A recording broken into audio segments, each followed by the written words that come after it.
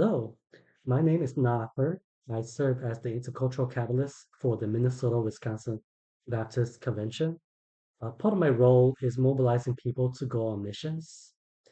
For this reason, I have chosen this topic of business as mission. One of my goals is to help as many people as possible to get on the mission field. In 2022, I led a team of college students to a country in Southeast Asia. This country had no restrictions on Christian beliefs, so we were able to share the gospel in most places where we traveled. At the end of the trip, we had a wonderful opportunity to meet with the team leader from the IMB for that region. I asked the team leader what advice he could give my college students, since some were considering full time missionary work. His answer surprised me.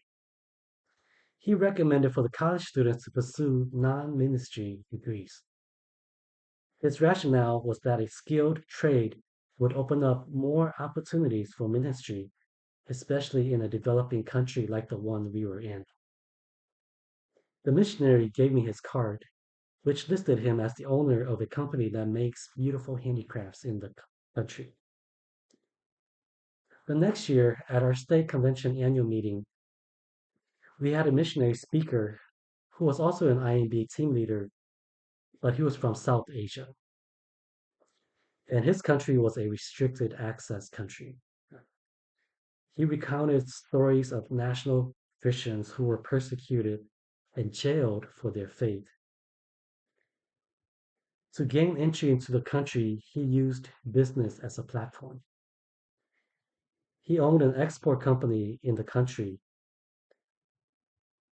I asked him the same question as I asked the first missionary. What advice could he give to students who were considering full time missionary work? His answer also surprised me. I expected him to provide the same perspective as the first missionary, to get a non-ministry degree, to get a skill in a specialized trade, and to start a business. However, his response was the opposite. He recommended that they should go to Bible school and to get a ministry degree. I asked, wouldn't it be more useful to get a degree in a skilled trade so that they could gain entry into restricted access countries? The missionary acknowledged that the business does play a role in getting him into the country. However, he also pointed out that the business only consumes about 5 to 10% of his time and energy. His primary focus was his missionary work. He shared his concerns about missionaries who spent the majority of their time running a business rather than doing ministry. So, what do I tell students who want to go into full time missionary work? Should they get a ministry degree or a non ministry degree? Is business as mission a viable missionary pathway? This paper makes the case that business as mission is a viable missionary pathway for students who are considering missionary work. So, what is business as mission?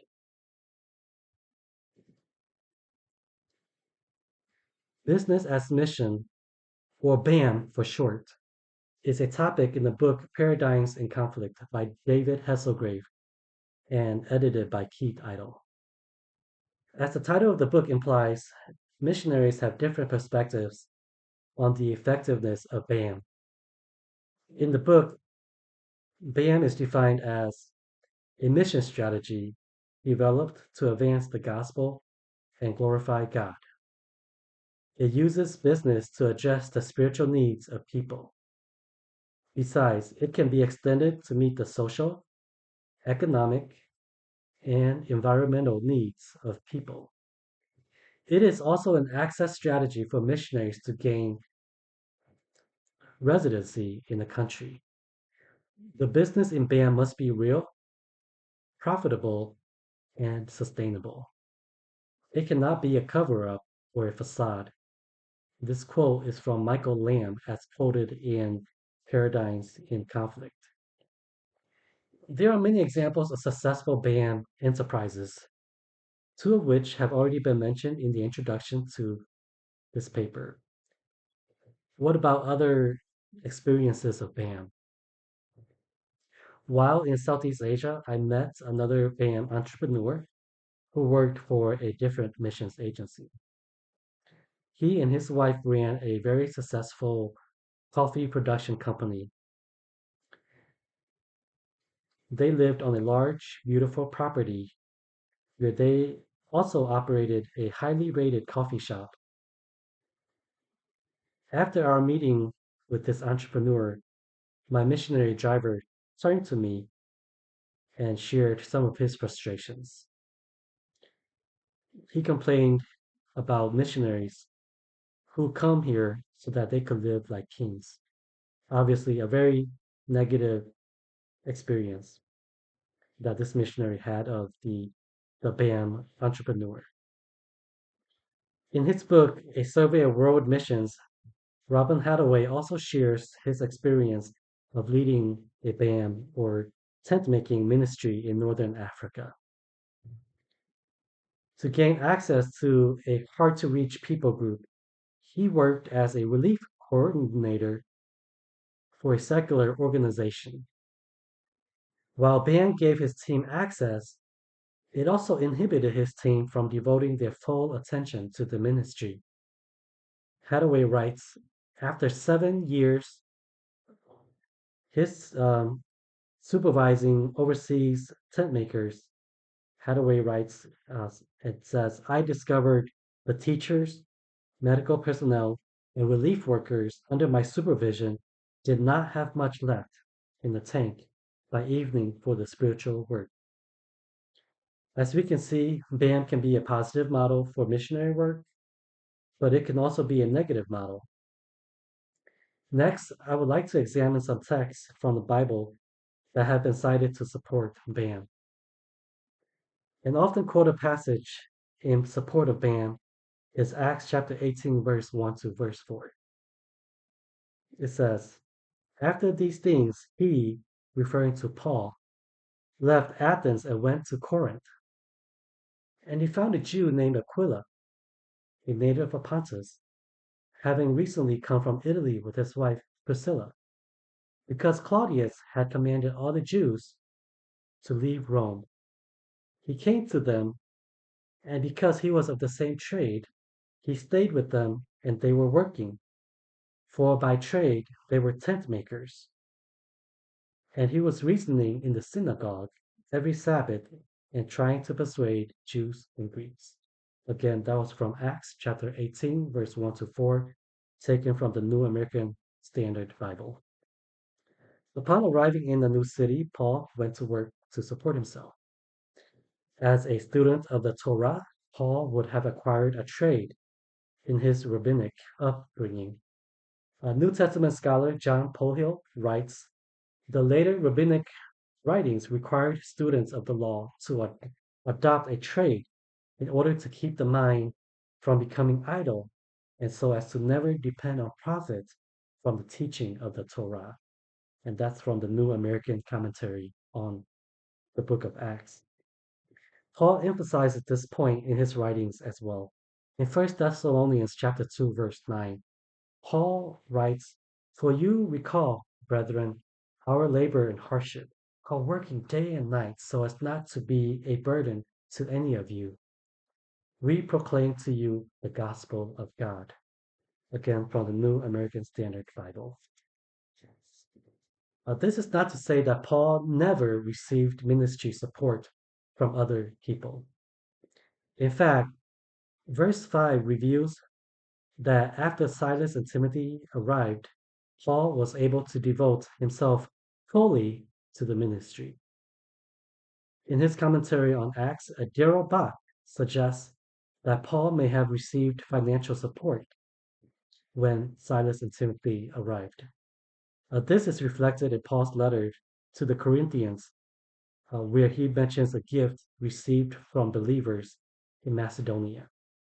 And that reference is in 1 Corinthians chapter 11, verse 9. The scriptures support both self-funded ministry and paid ministry. It would seem that both models are necessary for church growth. Depending on the situation, one model may be more effective than the other. As a missionary, Paul practiced business as mission when he needed to support himself. When he received financial support from the church, he committed himself to full-time ministry. The creation story in Genesis chapter 1 is another important passage in the BAM discussion. From the very beginning, God worked meticulously to create the world. After creating Adam and Eve, God placed them in the Garden of Eden and instructed them to work. Matt Tunahag writes, God is the original entrepreneur who created an infinite number of good things. And we are created in God's image to be creative and to create good things as well. It seems a theology of work is in order here. So some argue that Western Christianity have created a false dichotomy between the sacred and the secular. They lament the fact that churches view any activity that is outside the church, including business, as less important or valuable. Jonathan Hall, a strong proponent of BAM, says work and business are biblical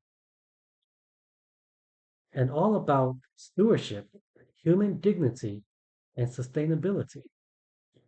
When we teach a biblical perspective on work, we also help pastors in many places in the world as they need to work secularly for their income, which is often viewed negatively.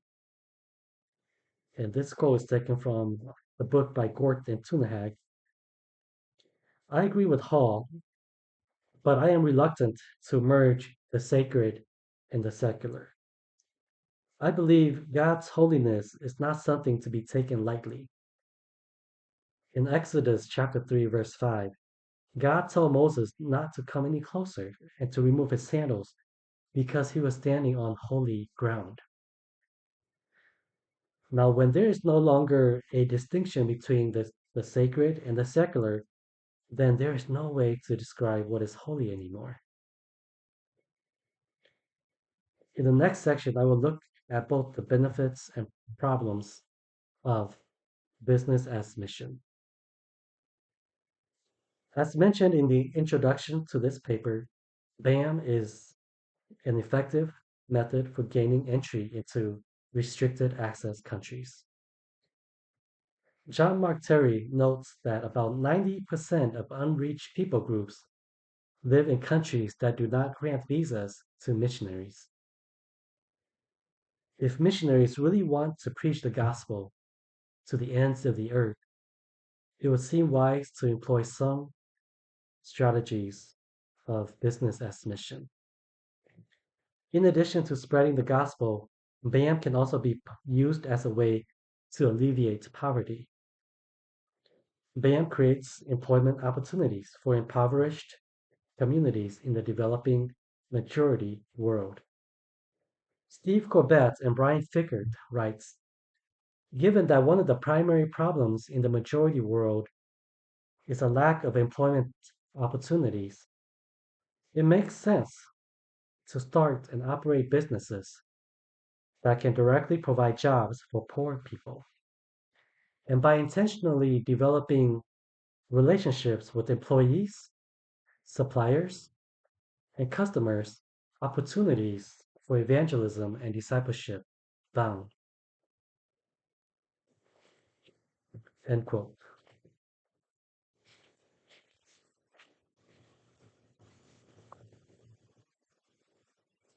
BAM as a model for ministry also has its problems. Already mentioned is its tendency to consume all of a missionary's time and energy, leaving little left for actual ministry. John Mark Terry mentions other problems, such as lack of training in business and misconceptions are banned from supporters of missions. Missionaries are great at adapting to a new culture and proclaiming the truth of the Bible. But managing a complicated business budget and keeping track of inventory is a different story. Now, furthermore, supporters of missions tend not to get excited about business profits and losses. Okay? They want to hear about the conversions, people coming to Christ and people getting baptized. They're not as interested about the dollars. Now that we have analyzed the benefits and problems of business as mission, what should we tell students who are considering full-time missionary work? Should they get a degree in business or should they get a ministry degree? I agree with John Mark Terry's approach. He says that a student who wants to become a missionary would be wise to pursue both a business degree and a ministry degree. This approach opens up the most opportunities to minister in the most places in the world. Now, the question of where God has called one to serve in the world is a different topic, but business as mission is a valid strategy for reaching the lost. And depending on where God has called someone, business as mission could be the best strategy for reaching that country. And I close with a story about a relative of mine who grew up in a restricted access country. She came to faith in college and went to work for a missionary couple who were in the country on a business visa. This missionary couple encouraged my relative in her faith and even paid her tuition when she attended Bible school. My relative would never have met this missionary couple if not for business as missions. Thank you for listening to this presentation.